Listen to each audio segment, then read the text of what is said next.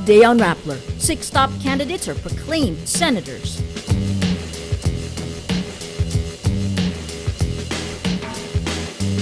Nancy Binay skips the proclamation ceremony.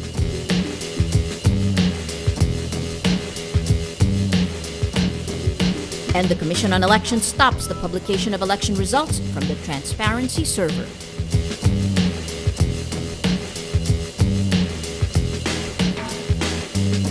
Hello, I'm Maria Ressa. Welcome to Rappler, your social news network. The National Board of Canvassers proclaims the top 6 candidates senators of the Republic of the Philippines: Grace Poe, Loren Legarda, Alan Peter Cayetano, Cheese Escudero, Nancy Binay, and Sonny Angara. Let's take a look at the official count. You can see COMELEC's 7th canvass report. Grace Poe is at 6,978,111. Loren Legarda at 6,405,625. Alan Cayetano at 5,989,369. Cheese Escudero is 4th at 5,944,573. Nancy Binay is 5th at 5,787,423. And Sonny Angara is 6th at 5,593,601. COMELEC Chair Sixto Brillantes says Nancy Binay is technically proclaimed despite her absence at the proclamation ceremony. Let's listen to him. The certificate of proclamation is the evidence of your proclamation. We have it already, and it is signed by all the commissioners. So as far as we're concerned, si Nancy Binay has already been proclaimed. Pero ano po sir yung dahilan? Bakit daw po hindi siya nakarating nagpasabi po siya? Hindi. Hindi ko alam kung anong dahilan. Well, everybody can speculate. Pero ako, hindi ko alam kung anong reason. May ginalaman po sa petition kanina ng Baka. Rappler's Paterno S. Maquel has been following COMELEC for weeks now. Paterno, what do you have? He's at the PICC. Hi, Maria. We asked COMELEC Chairman Brillantes a while ago why they decided to proceed with the partial proclamation of senators, given that they have only canvassed around 70 of 301 certificates of canvass. Chairman Brillantes says this is supposed to correct perception problems because the media, according to him, has been demanding immediate results to probably to quell fears among the among Filipinos that there's something irregular about the elections. And so Chairman Brillantes and COMELEC decided to settle questions at least with the first 6 senators, Maria. But the criticism, of course, Paterno, is that seems to be a very small percentage. You're talking about less than a quarter, about 24% of the votes counted, and then based on that, that's when they announce the first 6 winners. Are there any fears that this could actually raise new questions? That's a small amount.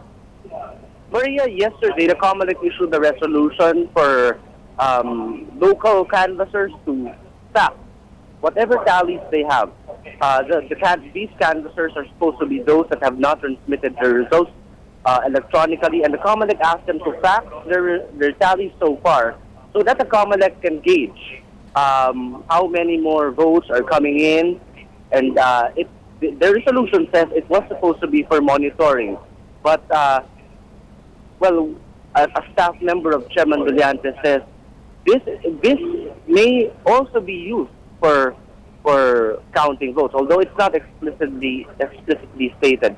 This could have been a factor in deciding to proclaim the senators now. So even if the tallies have not officially reached the National Board of Canvassers here in Pasay City, the COMELEC could have factored in these tallies in their decision, Maria. Okay, Paterno, what about the other 6? When will they be proclaimed? Maria, Chairman Brillantes cannot give an exact day or time, but he says in the next few days, the COMELEC will continue canvassing over the weekend, and we will see if the next few candidates will be proclaimed indeed in the next few days.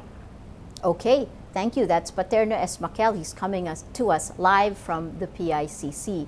Also now, live from the Proclamation of the Senators, which happened a short while ago, let's talk to Natasha Gutierrez. She's been following Team Pinoy since the start of the 90-day campaign. Natasha, what was it like today?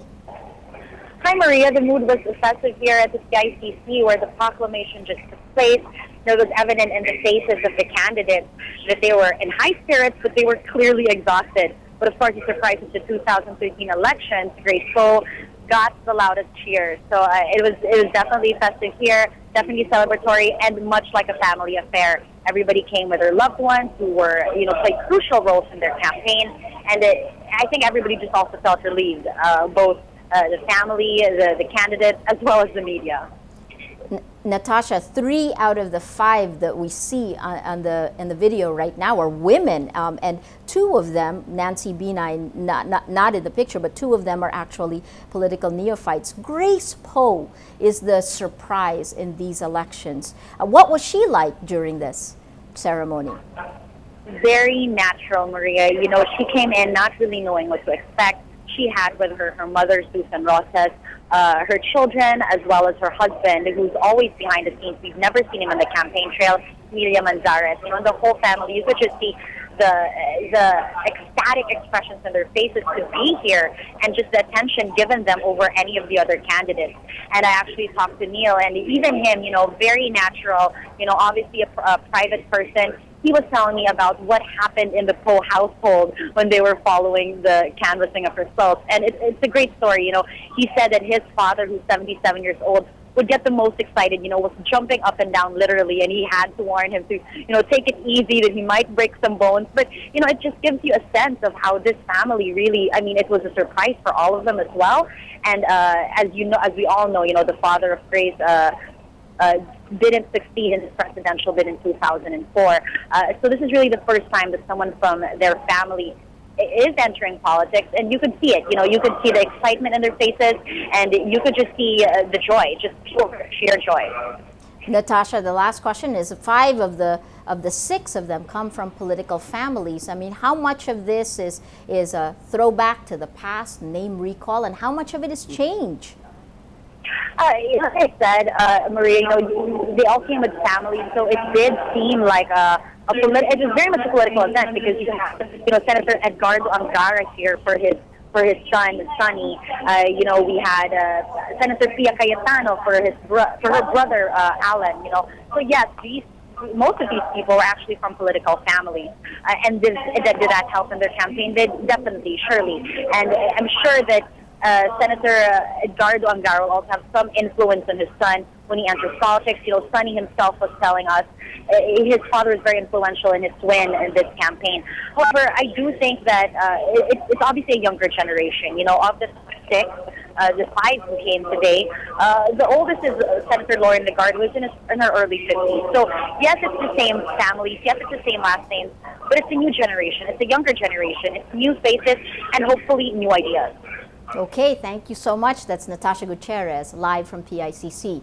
Joining us now is Ayi Makaraig. She's also at the National Board of Canvassers Operations Center. Ayi, you've been covering Team Pina, you've been covering UNA for through this 90-day campaign, and now you've seen some of them. You've seen the proclamation. What stood out for you in this event?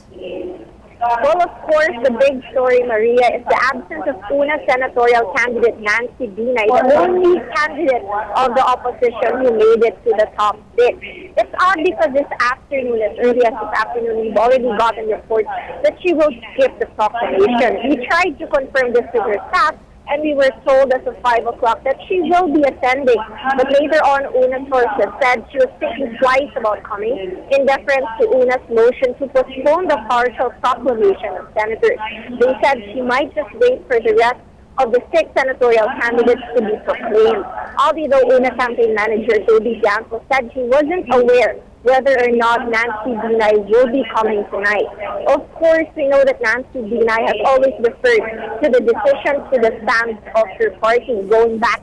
Even her decision to run for senator was based on the stand of UNA. She was a reluctant candidate what we call an accidental candidate, but still she decided to run because her party needed one more candidate to fill the slate. So it's really no surprise looking back at her decision-making all throughout the campaign. Another interesting theme here at the Proclamation is when Senator Alan Peter Cayetano and Senator Lauren Legarda kissed each other on the cheek and raised each other's hands. We recall the two had tension during the campaign when Senator Legarda alluded to Cayetano as the man allegedly behind a black propaganda against her involving her supposed failure to properly declare a New York condominium. Cayetano told us she never felt alluded to and doesn't see any rift in the administration's late to Pinoy. He said he always speaks the truth and is never into black propaganda. Legarda also now dismisses the intrigue, saying she has moved on. Another interesting development that emerged in the proclamation is early talk about the next Senate leadership in the 16th Congress.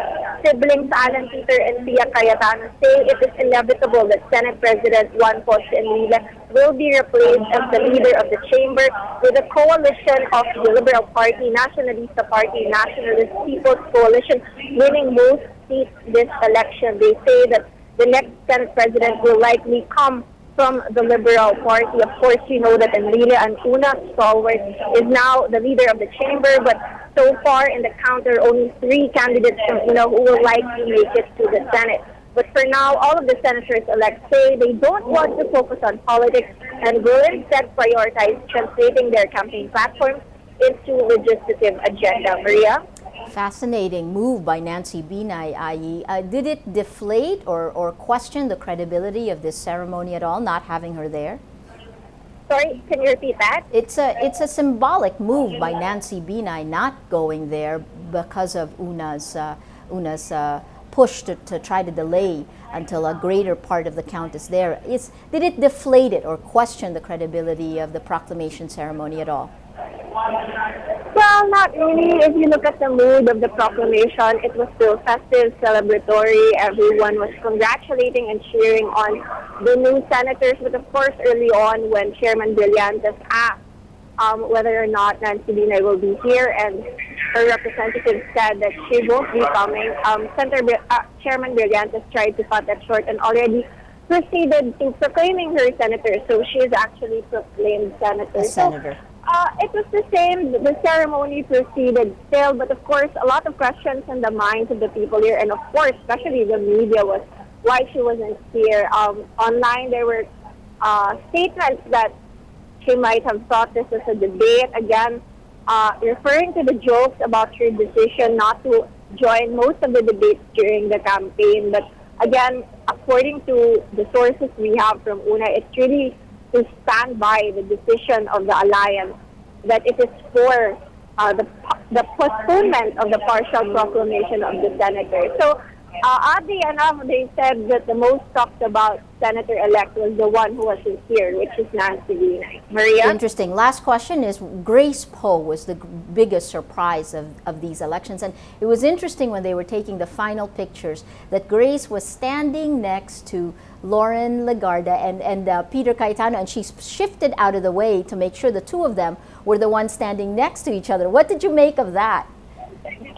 Well, we can see it as a conciliatory move from Grace Poe. Of course, we know that Grace Poe, as analysts have been calling her, she's the consensus candidate. She's who the candidate that binds all of the other senatorial bets and even the parties together. We recall that she has ties with both Una and Team Pinoy. Una Stalwart takes former President Joseph Estrada, Vice President Binay, and President Enrile, and also with President Aquino. So it's no surprise for Grace to do that. We recall also Senator Legarda was with her father during the 2004 presidential campaign as his running mate. So it was perhaps an attempt on the part of Grace Poe to try to unite the candidates, the senators-elect, now that they will be working together in the Senate. And they are, after all, part of the same place, the administration ticket, Team Pinoy. Also, you could see it as something that is a very down-to-earth move from the candidate who emerged to be the number one race. Of course, that is the biggest story in this election, that she became number one, even if the two senators, the re-election of Senator Segarda and Senator Cayetano, were sort of fighting it out, allegedly, as if analysts are correct, fighting it out through supposedly a black propaganda. So that was ironic that she emerged as first place, but it was also a good move on the part of Grace to try to foster some reconciliation between the two senators. Maria? Okay, thank you so much. That's Ayu Macraig live from the National Board of Canvassers Operations Center. The United Nationalist Alliance asks the Commission on Elections to explain who has access to election data after discovering someone from Smartmatic inadvertently deleted an election file. In a press conference, UNA's IT consultant Gadbert Mercado says he discovered the supposed deletion of what he called a, quote, regional file. Mercado says it was an aggregation file of party list and senatorial results. The regional file stopped updating at 2:43 a.m. And at around 6:21 p.m. of the same day, the regional file, we ceased to receive. The explanation that they provided to us later in the day was that Smartmatic conducted some routine maintenance. I'm using their words, and the regional file in question was inadvertently deleted. As IT people, the question that we're asking is, if the process is automated and we're receiving the data as it comes, then it seems that there was an intervention point. Smartmatic's database analyst Sereno Datoy admitted he deleted the file. UNA says it is not alleging irregularity but asks the poll body to explain and investigate. Tapos bakit hindi nila sinabing may naburang files na hindi sinasadya kung hindi pa sila tinanong? COMELEC will stop the media and watchdogs from publishing election results from the Transparency server and the COMELEC Rappler Mirror server once the Board of Canvassers start proclaiming the senators. In a press conference, COMELEC Chair Sixto Brillantes says groups using the server can continue using it after the NBOC proclaims the winning senators. He says this will prevent, quote, confusion. Kung sakaling yung pinag-ibig ang transparency, kung ititigil na suspend lang namin, meaning that we are suspending the transparency while we are proclaiming the winners. Nagkakaroon po pa kami ng unofficial, kinipopropaganda ng official. Hindi ko na magandang tingnan. The National Citizens Movement for Free Elections, as well as PPCRV and the KBP, questioned the decision, saying this would result in a lack of transparency in the transmission of the remaining election results. Speaking about his experiences on the campaign trail, Team Pinoy senatorial candidate Bam Aquino, who has stayed around the number 7 in both the official and unofficial counts, says media plays a large role in elections. He says voters get more than 80% of their information from television ads, which are necessary to win. It's really more the control of media in terms of the people who can win and who can't win on the national level. Explain. You need to be on TV to be able to win. I see. Yeah, and yes. To be able to be on TV, you need a lot of You need money. Yeah. So it's not the equalizer that people thought it would be. Because before. Aquino adds he wants future election reforms to consider candidates who can't afford TV ads and to level the playing field. In the future, if there are reforms to be done, aside from strengthening political parties, one I think is supporting candidates who can't afford the ads and having them at a level playing field with candidates who can afford the ads. UP Diliman sociology professor Nicole Curato discusses the social and political trends in the 2013 midterm polls. Curato, convener of UP Election Watch, says there needs to be conversations about the automated election process. One of the challenges in terms of automation is how to explain to the public what the glitches are, where we're having difficulties with, because it's such an esoteric, complicated function, right? And this is one of the things I think we need to have a conversation about, because we tend to assume that when it's automated, it's necessarily good.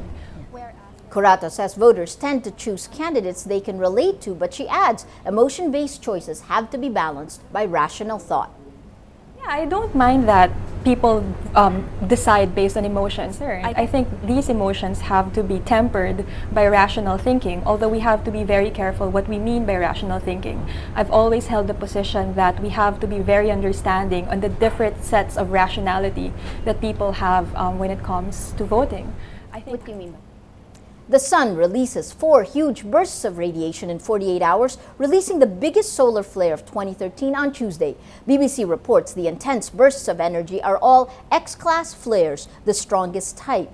Robert Massey of the UK's Royal Astronomical Society says an X-class flare is equivalent to 1 billion hydrogen bombs. The flares send out charged gas into space, which can interfere with satellite and communication systems when they reach Earth. Well, let's now look at Rappler's Wrap for today, a list of the 10 most important events around the world you shouldn't miss. At number 3, the White House releases about 100 pages of email messages related to an attack on a U.S. embassy in Libya to dispel claims of a cover-up. The assault on the U.S. mission in September 2012 killed 4 Americans, including U.S. Ambassador to Libya, Chris Stevens. The email messages showed that in the hours after the assault, various agencies debated which talking points to use in describing the attack and its causes. President Barack Obama's critics say the release of the documents left unanswered questions about the handling of the Benghazi attack. At number 6, a review of thousands of studies finds overwhelming consensus among scientists that humans are to blame for global warming. This contradicts a widely held view that scientists are deeply divided on the topic, a misconception that complicates efforts to win public backing for climate policy. Researchers review more than 4,000 scientific papers published between 1991 and 2011, written by more than 10,000 scientists. Over 97% of scientists agree man-made warming is a reality. And at number 9, U.S. scientists say human cloning is used to produce early embryos, making, quote, a significant step for medicine. The cloned embryos are used as a source of stem cells, which can make new types of cells in the body. The technique used, somatic cell nuclear transfer, has been well known since Dolly the sheep became the first mammal to be cloned in 1996. For the full top 10, visit Rappler.com's The Wrap. Every story on Rappler has a mood meter, which gives you 8 emotions to choose from. Click how you feel, and your vote comes down to the mood navigator that's in the middle of the front page. That crowdsources the mood of the day. It also gives you the top 10 stories with the most votes on their mood meter. If we take a look today, these are the 10 stories, and you basically have 7 stories on the elections, 2 stories on Taiwan. You take a look, the Taiwan stories are angry. Taiwan sanctions, despite Philippine apology, 67% angry, but also 4% happy. And the rest, you have a story on Aquino signs K-12 bill into law. You have 65% happy. That mirrors the mood of the election stories, which is basically the story that's the most number of votes. Dick is in, Team Pinoy leads canvassing. This was earlier in the official count. Dick Gordon is no longer in the Magic 12, but that left an 89% happy. Take a look at the mood of the day. It's green today. Most people are happy. Well, that's Rappler's Newscast for today. It's Thursday, May 16, 2013. Visit Rappler.com and watch our newscast Monday to Friday. Tell us how you feel on our mood meter and help us crowdsource the mood of the day. I'm Maria Ressa. As we say at Rappler, tomorrow begins today.